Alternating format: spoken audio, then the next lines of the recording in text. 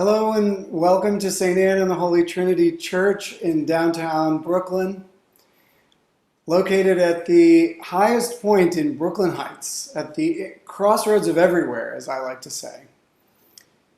I'm Canon John Denaro, the rector of St. Anne's.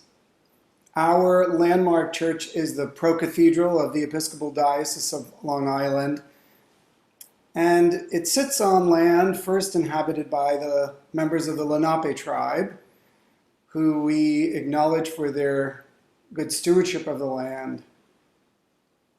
As a community of faith committed to justice for all people, St. Anne's is so grateful and honored to welcome someone we consider a partner in our pursuit of justice, New York State Attorney General Letitia James.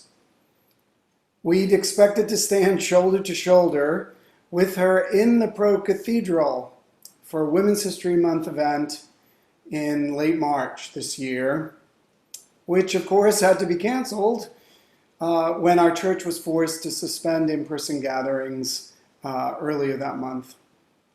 Attorney General James was gracious enough to reschedule with us, and we're most grateful to her, since she's a bit busy these days, making this a true privilege for us.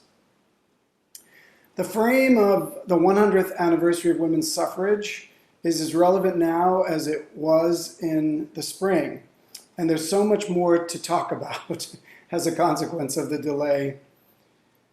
And there's certainly no expiration date on the importance of focusing on the role of women in our political life. My team of co-hosts from St. Anne's tonight includes three great people.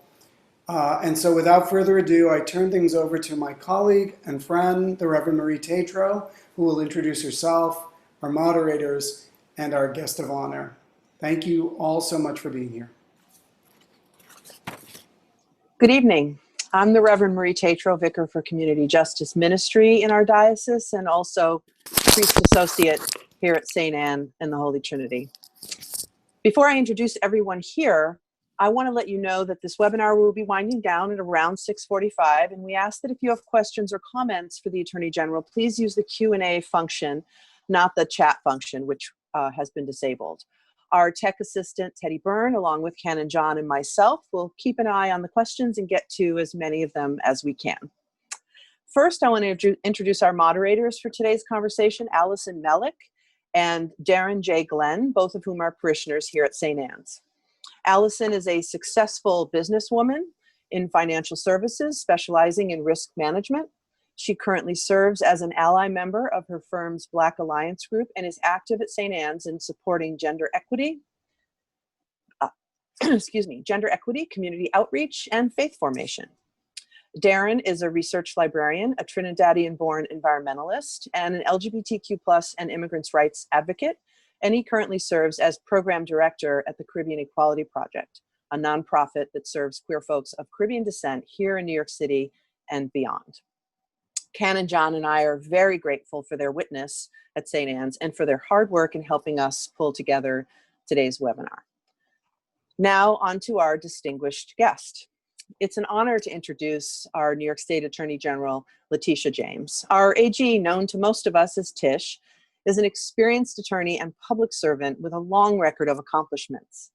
As the 67th Attorney General for the state of New York, she is the first woman of color to hold statewide office and the first woman to be elected Attorney General in this state.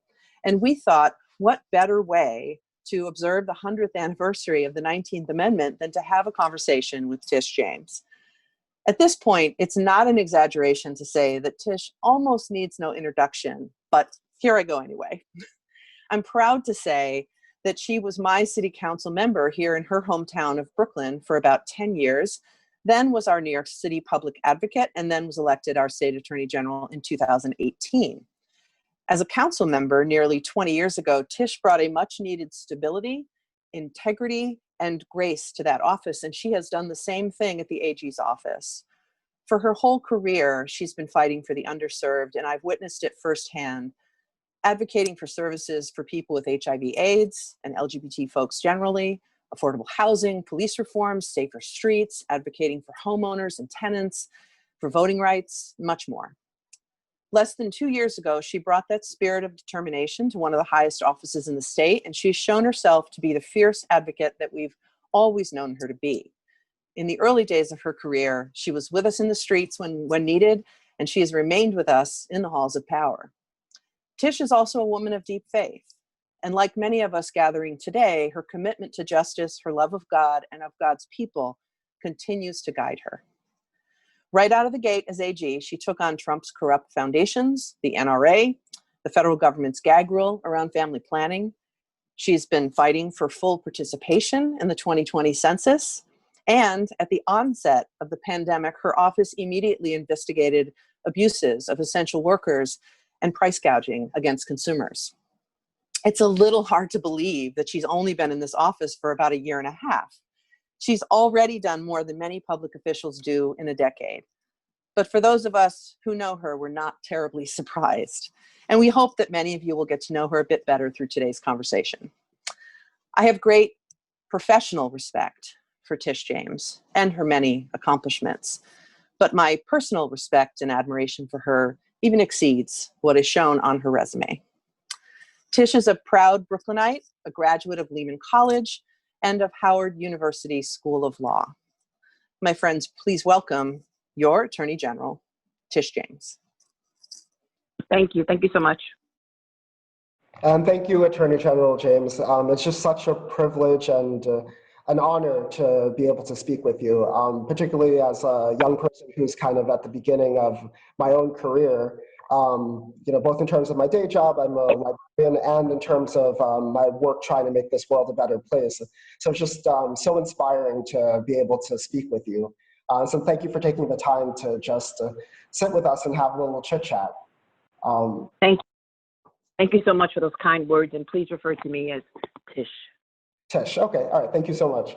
I really wanted to start off by talking about you as a young person and just kind of getting a sense as to whether or not there were any seminal moments that inspired you to pursue a career in law and justice, or if there was anybody that inspired you to do this work. Yesterday I attended a rally in Flatbush, which was coordinated by Congresswoman Yvette Clarke, and I talked about all of the pandemics facing this country, but particularly facing communities of color. The pandemic of gun violence, the pandemic of systemic racial inequality, the pandemic of COVID-19, obviously, and the pandemic of climate change, and the impacts that all of these are having on us as a nation and on communities of color. And I'm reminded, and I was I am a follower or someone who admires greatly the words of Barbara Jordan. And it was Barbara Jordan, obviously, who had a great impact on my life when I first saw her speak at the convention, and also when she spoke at the Judicial Committee, focusing on the Judicial Committee that focused on the impeachment of Richard Nixon. And then she basically said, with this booming voice, this authoritative voice, that she could not sit idly by and allow anyone to subvert the Constitution. And it's those words that speak to me.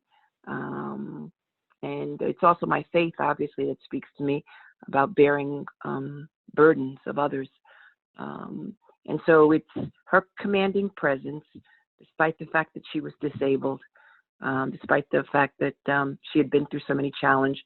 And as the first Black LGBT member of Congress, how she just stood her ground, and she spoke truth to power. And it's individuals like that who I admire, who fight injustice and who give voice to the voiceless, and who talk about, or who speak and act on behalf of the burdens of others. That's what moves me. Oh, that's absolutely beautiful. And I'm glad that you raised the topic of faith and how that influences your motivation to do this work. Can you just speak a little bit more about how you perceive the relationship between faith and law, and how your own personal faith, like as a member of a faith community, how you have that influence the decisions you make and the kind of discernment that you have as Attorney General. Well, I'm a member of Emmanuel Baptist Church in Clinton Hill, on the Hill. We are worshiping remotely these days, but it's a church which teaches all of us about social justice.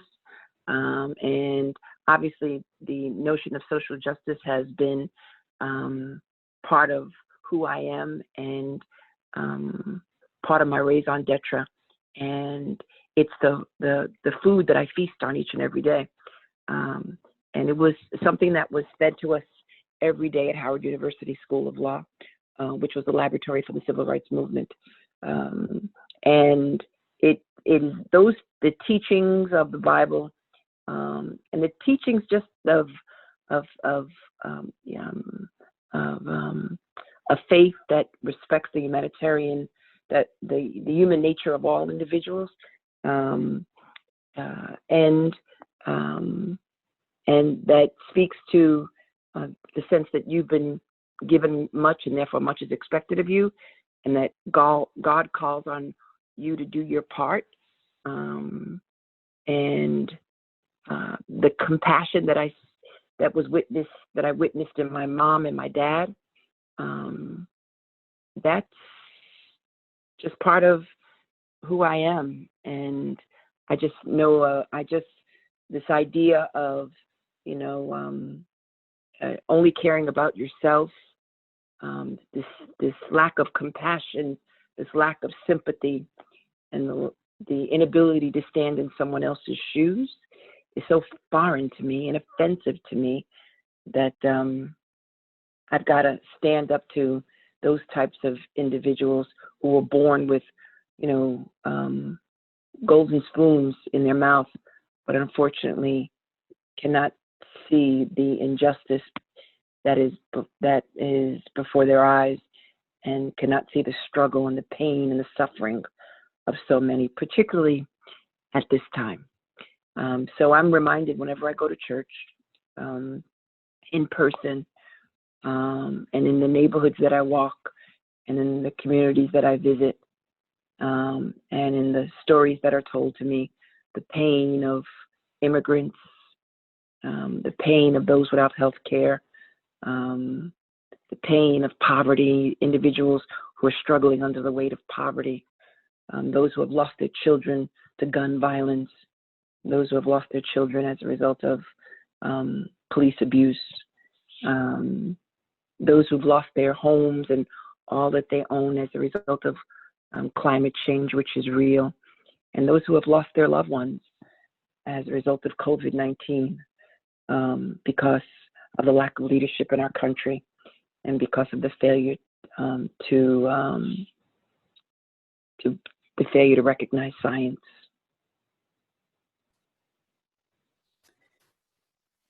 Thank you. Thank you, Tish. It's Allison Mellick. So great to have you with us today. I'm going to move into a sort of related question, and I'm actually going to ask it a little bit differently based on what you just said, because you just made me realize something. I think I was thinking of you coming into the office in early 19, and then this cataclysmic set of events sort of coming along and potentially, very much changing or forcing certain, or perhaps giving you an opportunity for certain things to really get the attention they deserve. And I realize in asking that question is that probably there is an awareness on your part of things that you've been fighting for 10, 20, 30 years, which are only now coming into close focus. And so I guess the way I'm going to ask the question is, do you feel that you've been preparing for this moment? Somehow, is it almost fate that's brought you to where you are now in a unique elected office that perhaps will allow you to make the kind of difference that maybe is even greater than it was prior to what we've seen in the last year? So I've heard a lot, and people have, when they introduce me, have said, at such a time as these, Tish James has been focusing on these issues all throughout her public career. And I don't know if it's fate. I don't know. I'm not going to question a higher authority. I just know that I'm here.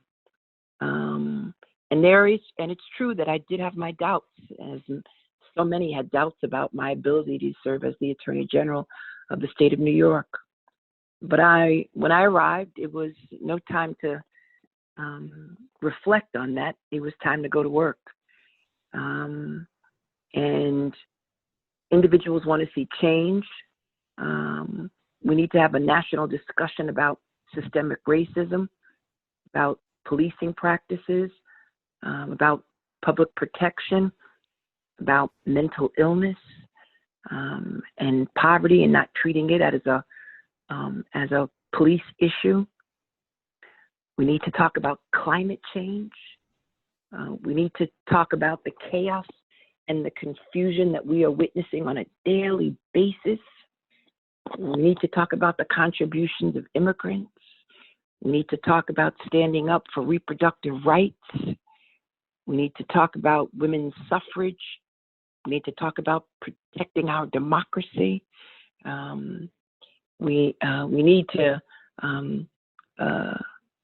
talk about what it means, our values, and our Constitution, and that it's a living and breathing document, and that it has to adapt to the changes. We need to defend the Affordable Care Act.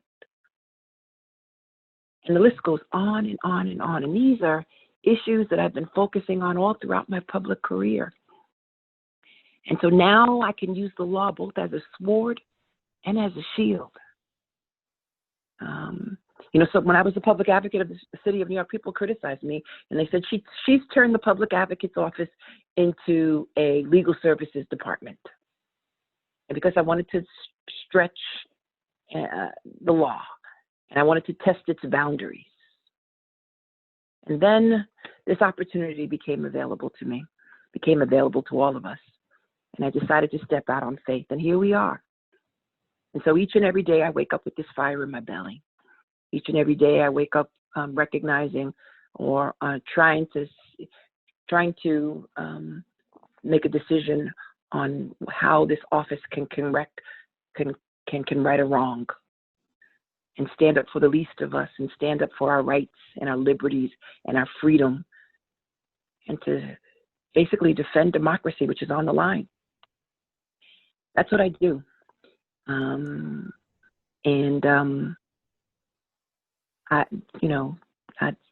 That's what I do. And I do it as someone with this deep and abiding faith, and with this sense that I've been placed in this position for such a time as these. Mm-hmm. Thank you. Thank you for being there. We're very grateful. You just mentioned women's suffrage, and I do want to touch on that because obviously we've sort of said that this was, we wanted to talk to you partly in that context. And in preparation for this conversation, we actually took a look at some of the statistics, and were interested, but maybe not surprised, to find that women's participation overall in voting is several percentage points higher than men. That in the 2016 election, 10 million more women nationally voted than men. And Black women in particular have, now particularly in 2008 and 12, less so in 2016, have a, off the charts for the United States, off the charts participation rate in the mid 70s. And I wondered if you could share with us what you think activates that, in spite of some discouraging efforts in certain states. What really drives Black women to the polls? This year I've heard so many pundits and armchair analysts, telling the American public to vote as if their life depends on it. And Black women have been voting as if their life depends on it for generations, because our lives do depend on it. And as a young child, I can remember my aunt, who was a Republican, and I'm named after her, my Aunt Tish, and my Aunt Goldie, who grew up in the South, who talked to me about the importance of voting and what it meant and all of the sacrifices that were made so that we could vote. And to stay at home because you don't like a candidate, or because the candidate in your party is not progressive enough, was just not a choice. And that these are positions, that we're in a position of privilege, and certain rights that have been given to us. You can't sit on those rights. And that there's consequences to inaction. Mm-hmm. And we're witnessing that. Yeah. Yeah. If it wasn't so important, why would so many individuals be so focused on trying to suppress that right? Right. Exactly. My gosh. Yes. Thank you. Yeah, thank you for bringing that up, because I'm wondering how you perceive your role as Attorney General with regards to responding to these very clear and blatant efforts to suppress the vote, especially in a pandemic. So I am a member of the Democratic Attorney General Association, DAGA. We meet regularly. We meet often. I have a close relationship with all the attorney generals, but particularly the Democratic attorney generals. And we've created a voter protection unit bureau. And we are focusing on primarily those battleground states. In my office in particular, I've decided to focus on that as well, where we will be using the talents and skills and the professionalism of the Office of Attorney General to assist some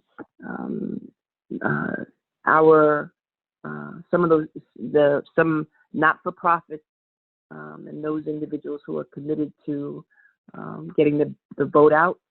We will be assisting them in a nonpartisan fashion, but in a manner which addresses efforts at challenging efforts at suppressing the right to vote, not only in New York, but all across this nation. And we've been receiving calls all across this nation from wonderful organizations asking for our assistance, our legal assistance, as well as our advocacy. And we're going to step up and provide it. That is absolutely amazing that you are actually taking on this issue like so aggressively. This is part of the reason why I personally am just so inspired by you every time I see your name in the news. And I'm actually still pinching myself that I'm speaking with you, because you're just so tenacious. And if I can just have like a fraction of that tenacity in the work that I do, I think I'd be a much more effective advocate. I'm sure you do. I know you do. But the bottom line is that I've said we need more leaders of all stripes, and not just, attorney generals, to have a backbone, a spine, and think outside the box. And so I've got all of these attorneys who believe in my core values, who want to do more, who want to do something. They just don't know what to do. And so we're going to offer them that opportunity to do more. And also, as like the Attorney General and like the hand of the state jurisprudence, we had a question from the audience. I'm actually going to spotlight right now, just because I think it fits so well here. Where do you stand on restorative justice programs as an alternative to incarceration? And how do you think about those issues and using your office to advance restorative justice as a reality? So, we've been looking at restorative justice, and as the state's attorney, I represent the State Department of Corrections, as well as we represent the Office of Court Administration. we've been talking to the court administration about mitigating and addressing some of the issues in our criminal justice system, including but not limited to adopting restorative justice in the state of New York. It will go a long way in addressing racial inequality. It will go a long way in addressing some of the problems that I see in the criminal justice system, not only in New York City, but all across the state of New York, and reducing the prison population. So I support restorative justice, and it's something that we should teach in all of our law schools, and it's something that OCA should train judges on, and it should be adopted by all of the courts in the state of New York, in addition to the nation. Real quickly, I just wanted to follow up real quickly, Allison, sorry. Can you just briefly talk about how you see restorative justice, or how you define it for yourself? Just because, this is just kind of like a buzzword that we've just been throwing out here and there, but it's just really interesting, for me to hear really briefly, like how you define that for yourself, what restorative justice means to you.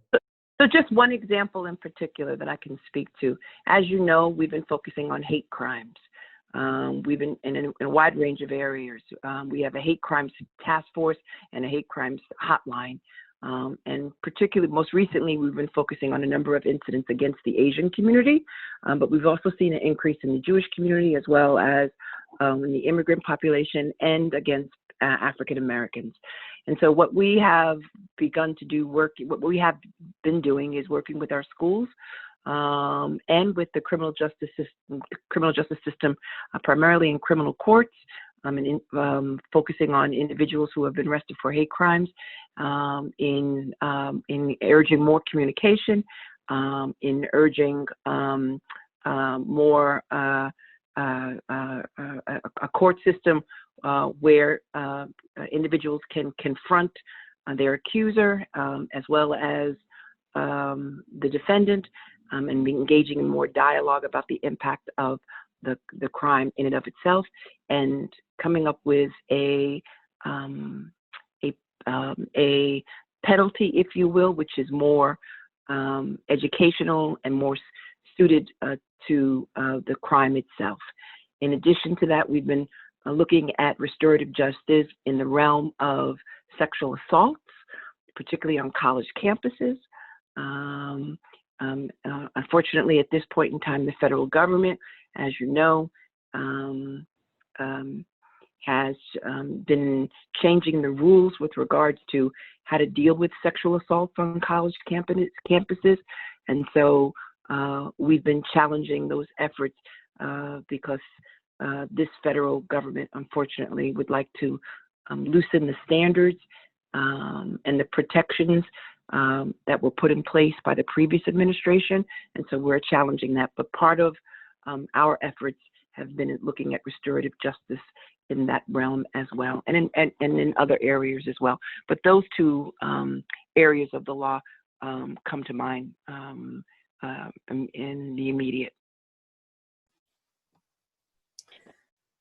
Okay, Tish, it's Allison again. I will like to just ask you a question that's really just about the, I guess, the executive managerial part of your job. Is very, very large department, a lot of offices. Yep. You're probably a new sort of style for that office. So you've got a huge agenda, and a huge agenda thrown at you.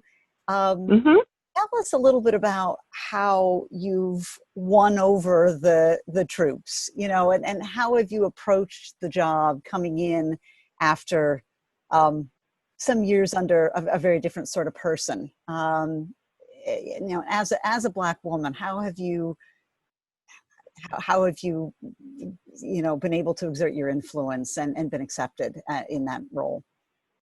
I visited all of the people elected you. Yeah. We have 16 offices all throughout the state of New York. I visited each and every one in all of the different regions. Some have argued, and I've had meetings with all of the staff and spoken to them about what changes they would like to see in the Office of Attorney General. Right now, the New York City office is working remotely, but during the height of the pandemic, most of the attorneys and non-attorneys work remotely from home.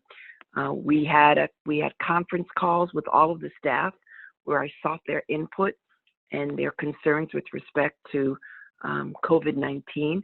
We created a diversity committee where individuals can express themselves and talk about some of the issues in the office as it relates to diversity and the visibility of individuals of color, as well as members of the LGBT community, and what programs and policies we could put in place.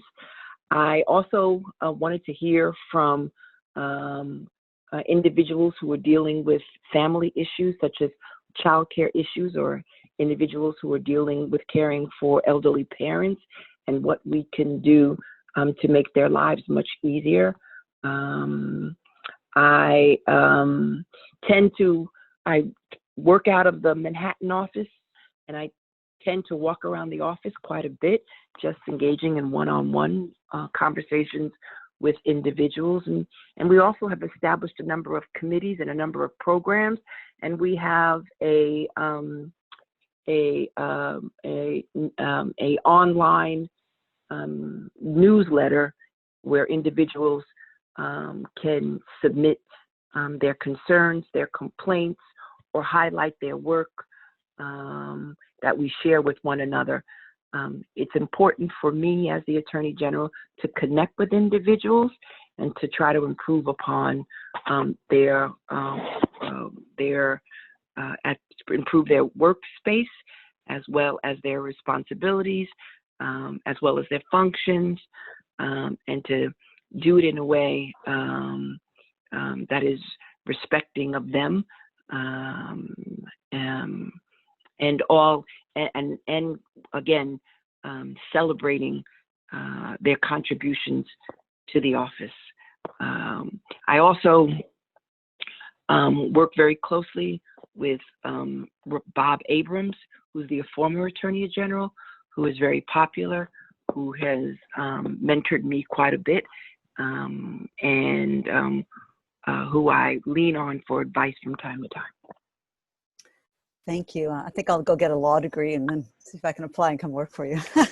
Thank you. Listen, I'm going to pass over to Darren for a question. I just want to say to the audience, if you do have a question, please put it into the Q&A for us. We have about 10 to 15 more minutes here with the Attorney General. So if you have questions, please do go ahead and enter those. And I'll just hand this over to Darren for another question that he has. Thank you. Attorney Tish, it's so wonderful to hear that you're so thoughtful about how you manage your staff and cultivate this relationship with your staff. And I'm wondering about something a little bit more forward-facing.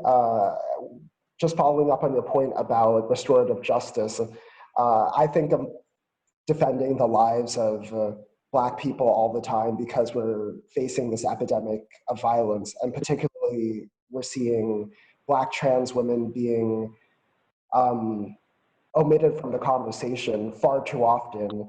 And I'm wondering how you think about both the criminal justice and the social justice kind of implications of this epidemic of violence against Black trans bodies and the silence around that. You know, you're absolutely right. There is this silence about the death of and the murder of trans women, but particularly Black trans women, which individuals need to incorporate in their conversation with regards to all the pandemics that we are facing. I also understand that, as a former public advocate of the city of New York, I also recognize that there's a high unemployment rate and a high rate of mental illness in the trans community, and an issue that we need to talk about. We can't truly talk about, violence without talking about violence against the Black trans women. We can't truly talk about women's rights without talking about Black women's rights. We can't truly talk about equal protection under the law unless we acknowledge all people, and that what protection looks like for different parts of our society.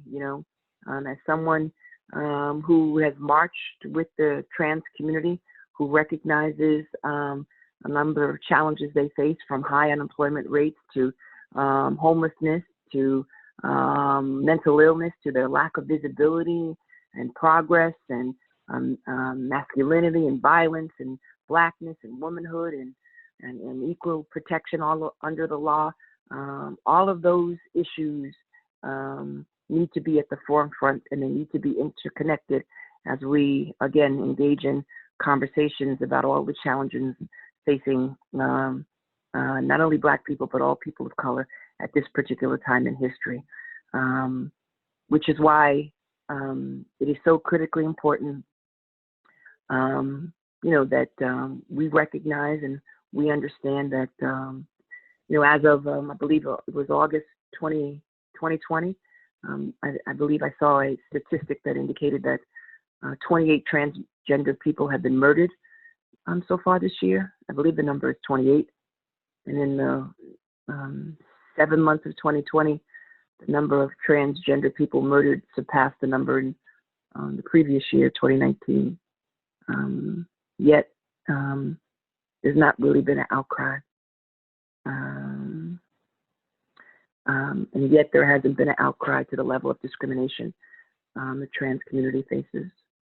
Which is why it's all the more important that someone in a position like yours actually raises these issues and thinks about these issues. And I'm just so glad that it sounds like this is not the first time you've thought about this, and I really appreciate that, because we need more people in public office to actually think about those issues intentionally, with intentionality.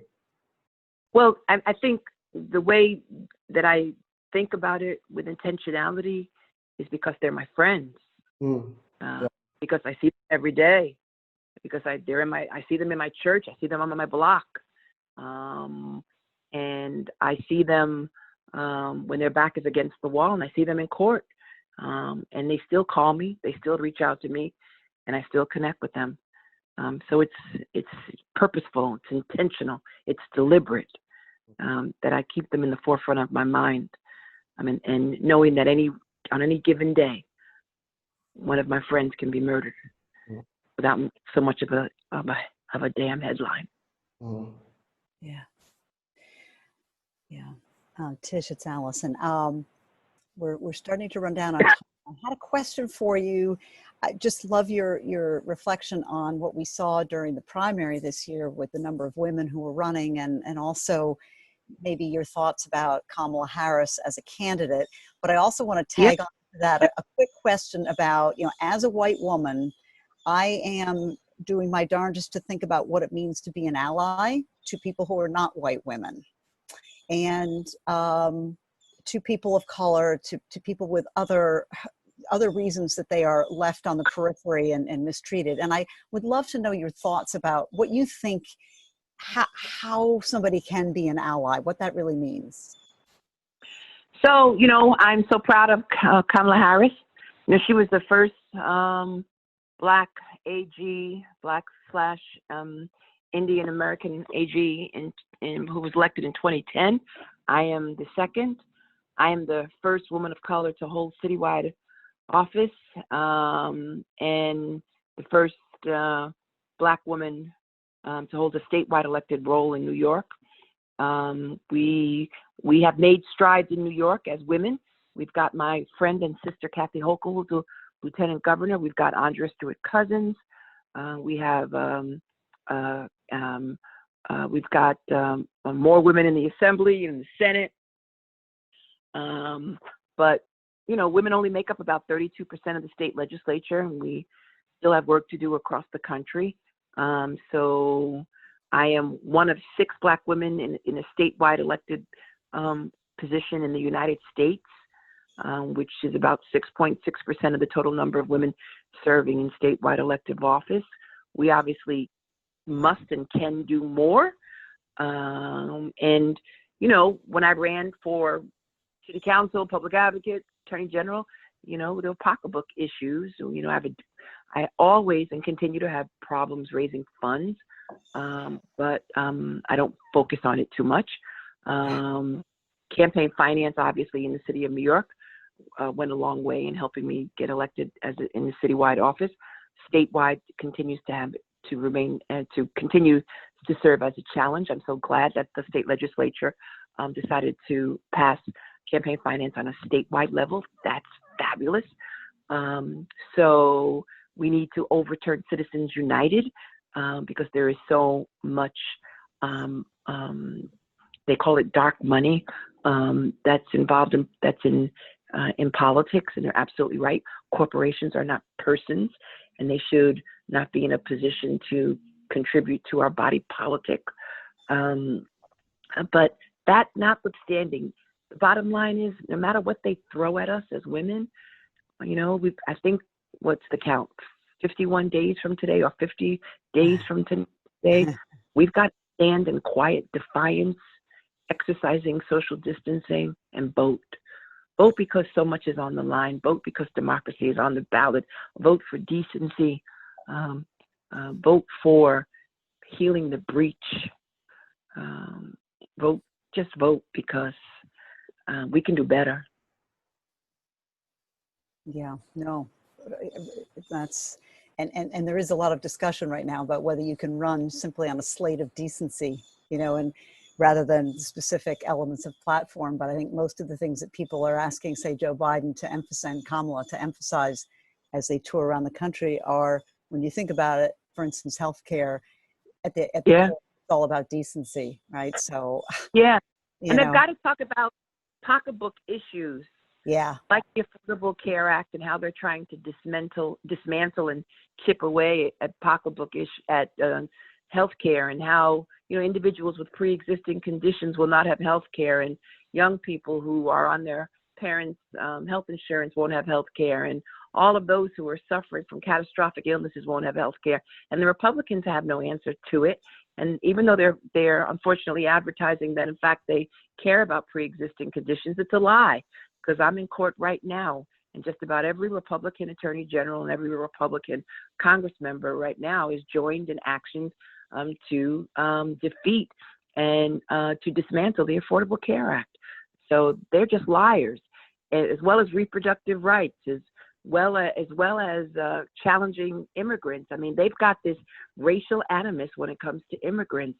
We won in removing the citizenship question from the census. We just won recently because this administration did not want to include immigrants in the reapportionment base count because they want to shift power from urban centers to the South. We are fighting them on the environment. We have filed more than 100 cases against this administration, challenging them on climate change because they don't believe in science. We've been, standing up on so many issues. It just and our position really just reflects our values as a country as we continue to move and aim towards a more perfect society. They just want to take us back, and including, housing segregation. Where this president says, he basically wants to use fear and he appeals to the lowest denominator. And what we need is more affordable housing, and what we need is integration, and what we need is more housing options and the ability to own. So it's just, the policies are really just appalling. They are simply appalling. And if you believe in a more perfect union, then no matter what they throw at us, vote early. If you have to, vote in person, but please vote. Yeah, no, thank you. And you've one of the things you've advocated for also at various points in time is environmental justice, climate justice, as well as listening to scientists. It's also about realizing that the impact falls disproportionately on people of lower economic means and people of color. That's right. And I you know, if you have a minute to talk a little bit about the environmental side, we'd love to hear a couple of, obviously we have California burning. It's kind of hard not to be thinking about that right now. California and Oregon burning. And Oregon and Washington, and it's Colorado too. It's yeah. From the air that we breathe to the water that we all enjoy, to the land that we all share, on each and every front, this administration has been trying to turn back the clock of progress.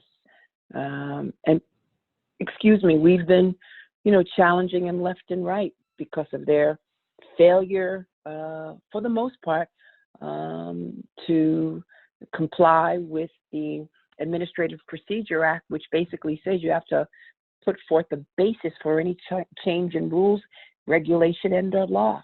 And they don't provide a basis for any change. They just change it, period. Mm-hmm. When we, in fact, investigate, when we, in fact, try to peel back the layers, it's usually because they're appealing to a certain industry, and they ignore the science and the facts, and that's why we tend to be successful in court. Just like most recently, we took action to halt, not on environmental, but just on discrimination. We were successful in halting discrimination based on sexual orientation and gender identity. We've supported lawsuits in Florida and Virginia to support students' right to use the bathroom in line with their gender identity. We've won victories in Virginia. We filed briefs in southern states where they wanted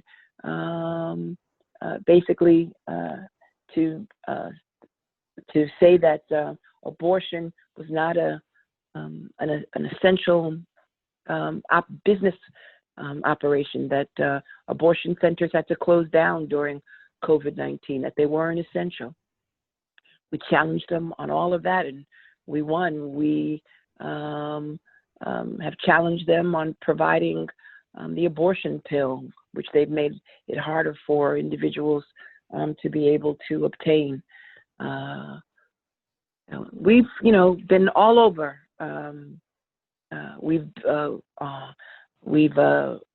We're looking now at investigating and looking at other health issues and mergers and antitrust issues and big tech.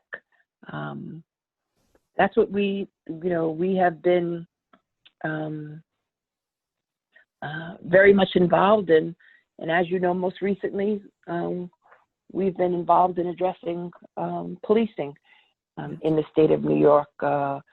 We were tasked with the responsibility of investigating the protest, and we held 3 days of public hearings with regards to how the police handled the protesters. We heard from 100 witnesses, more than 17 hours. People bravely told their stories and recounted painful interactions that they had with the police while simply trying to exercise their most basic rights. And I will defend their right to protest as long as it's done peacefully. We heard about tactics that were used by police called kettling, which was used to, control and essentially trap groups of protesters. We heard about people being arrested en masse while peacefully protesting. We heard about the legal observers being arrested. We obviously need to look at policing and police practices. And as you mentioned earlier, we need to look at whether or not police are best suited to deal with individuals who are suffering from mental illness and from poverty. And now we've been focusing on Rochester because we saw the Pruitt case, the incident involving an individual who was suffering from mental illness, who the police placed a spit hood over his head, and he died from asphyxiation and from PCP. He was on PCP. during the restraint period. You know, the way So we're dealing with all, yeah. and we're, we've got, and we're dealing with nursing homes during the pandemic. Nursing homes were a petri dish. Most deaths occurred at nursing homes. We are in the midst of issuing a report with respect to nursing homes. Yeah, I mean, the way it's brilliant the way you actually weave all this in, because it makes me think back to the early question that Darren asked about faith and law, and you've just cited probably 10 or 15 different specific examples of how the values that are in our faith can be or can be applied in actual practice to address things and to reach a better a better world for everybody. I'm going to pass over. Wonderful to speak to. I'm going to pass back over to Darren for a moment, and then Marie or John will close for us. Thank you. Go Thank ahead. you so much. Yeah. And Tish, I feel like I can just talk to you forever. I mean, this is our first time interacting, and we were talking before about like, well, I don't know what the report is going to be like because we have never interacted, but I could just really listen to you talk about these issues for the rest of the evening, because you're so passionate about pursuing justice in all of these really critical areas.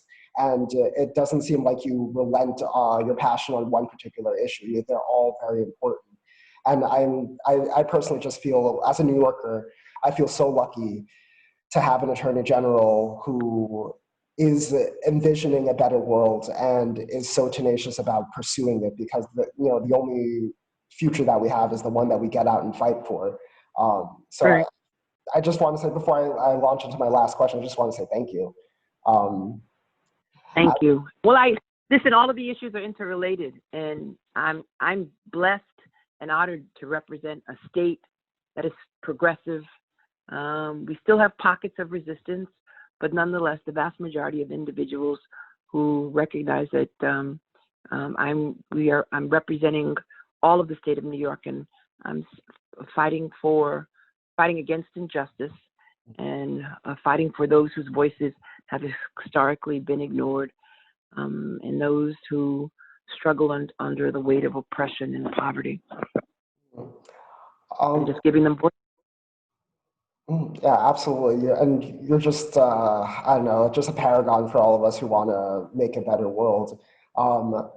I do have a couple questions from the audience, and I'm hoping that you can address them, but like with one stone, so to speak. I know that you spoke briefly before about the action that you're taking with other attorney generals to combat voter suppression, and I think because we really want to encourage people to get out and vote, and to assure people that everything is being done to make sure that their vote actually counts. Can you just repeat again, just like the work that you guys are doing to make sure that is that our right to the franchise will be preserved, especially as we reflect on 100 years of the ratification of the 19th Amendment. And the other part of the question is also just the separate issue of policing, and what your office is doing to make sure that you leave policing better than you met it when you started office. So I know those are two different pieces, and just as we're winding down, I would really love it if you could touch on both of them. So with regards to the policing, we issued a preliminary report. We are considering our next some other options going forward, and so we continue to investigate the police interaction with protests, because the protests continue. I live not too far from the Barclays Arena, and I get the list of protests each and every day, and so the protests continue, and so we still get calls to our office with regards to allegations of police abuse, and ultimately, at some point, we will advise the general public of our next step. Two, as you know, we filed a lawsuit again seeking a preliminary injunction to stop the Trump administration from dismantling the United States Postal Service. And Americans across the country depend upon the Postal Service for so many things, like, prescription drugs and Social Security checks and tax refunds and mail-in ballots and just letters from their loved ones. And so the slowdown is nothing more than a voter suppression tactic. Someone today emailed me that they received a note, a letter in the mail, or a postcard in the mail from the Postal Service indicating that they were committed to making sure that all ballots were counted. And so I take great pride in knowing that the Postal Service will not, that the federal government, that the Postal Service is going to stand up for our democracy and not jeopardize it. But we, again, want to have that preliminary injunction in our hand, which speaks to some of the conduct that we have witnessed by the Postal Service and to prevent it from going forward. And so we look forward again to a victory in that particular case. But I think it's important, again, that the Office of Attorney General, again, have this Voter Protection Bureau, and that we use the expertise of our office to assist not-for-profits all across this nation in ensuring the franchise and not allowing the federal government to jeopardize our democracy or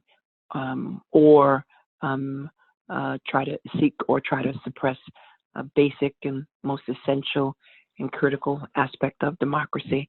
And so that's why I am so proud of the fact that when I put out the call to all of the individuals in my office, there was a great response. And we're going to be putting that into action relatively soon. I thank all of you who were on this call. I thank all of you for your emails, your texts.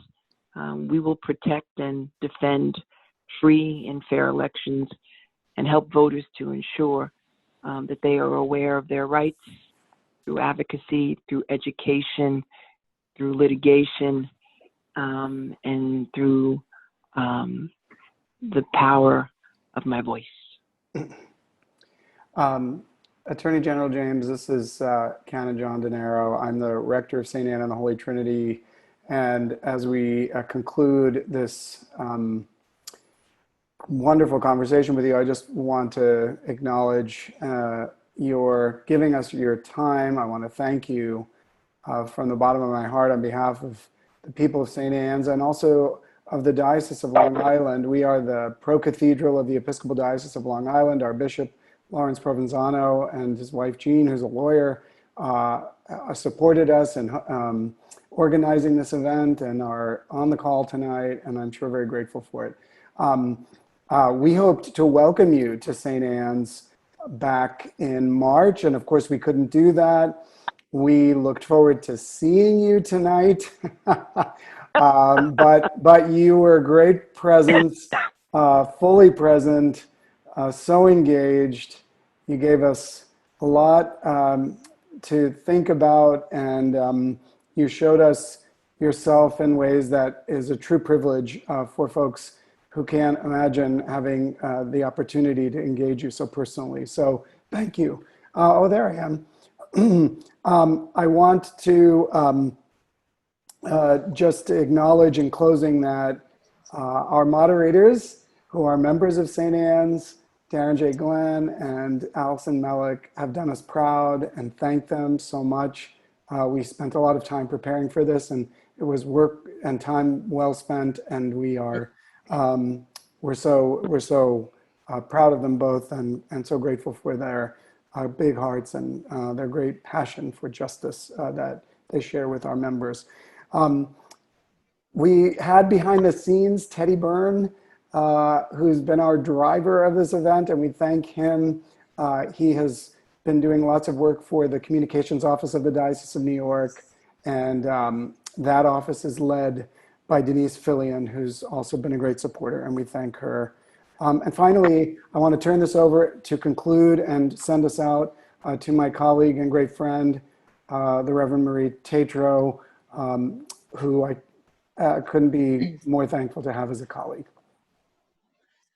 And Thanks, thank you John. again. Thanks, John. And, Tish, it's funny. I, as we were preparing for this, I was thinking about, what you felt like, if you can remember yourself as a college or law graduate, and wondering, could you have imagined, your role today? And then, and I think about how you were, how you've been prepared for serving in this moment, in this particular moment, and you addressed that tonight in a way that I wasn't expecting. We're blessed to have you during a pandemic, especially because you were prepared. Because, as you said, Black women have always voted like their lives depended on it, because they did, and you embody a space in society that has always been in crisis, right? Facing a pandemic of violence, a pandemic of poverty, a pandemic of racism, a pandemic of injustice. And in many ways, you have been spiritually and personally prepared for this. And, I know that Darren and Allison and Ken and John share my thoughts that, that is a big part of our gratitude. I also, before I pray us out, I also want to say that on the tails of what Ken and John said, the bishop and his wife just sent me a text message, and they're listening, and they send their gratitude and their prayers. And the bishop said, "You give us hope," which is a thing in great demand these days. So, we are very, very grateful for your work. Thank you. As I say, I wake up each and every day drunk on hope. Amen to that. It gets me right. through the day. Right. And I just wanted to thank all of you, and allow this catalyst, this dialogue be a catalyst for change, because we find ourselves more divided now than we've ever been in a long, long time. And we obviously, members of the faith, need to heal the breach, and we need to bridge this undeniable schism that exists. But progress is possible, but first change is needed. And I'm looking forward to the change in around 50 or 51 days. And I look forward to working with all of you as we continue to push for a more perfect union. Yes. Yes. Amen to that. All right. Let us pray. Gracious and merciful God, we give you thanks for this conversation today. We pause to express our gratitude for all of those working to preserve and protect our democracy and to care for your most vulnerable children. We are thankful for our AG and all others in leadership who seek the common good and who recognize that we vote because our lives do depend on it. Teach our people to rely on your strength and love, and teach us to accept our responsibilities to our fellow citizens, that we may elect trustworthy leaders and make wise decisions for the well-being of our society. Send your spirit of grace and love upon those who hold public office and who make decisions that affect us all. Imbue them with your spirit of wisdom, charity, and justice, that with steadfast purpose they may faithfully serve in their offices to promote the well-being of all people. And we ask this in the name of the one God and creator of all. Amen. Amen. Thank you. Thank you, Tish. Thank you God again. bless. Thanks to everybody who joined us. Have a good evening, and we are, we hold you in our debt as well. Blessings. Bless you all. Thank Good you. night. Thank you. Night.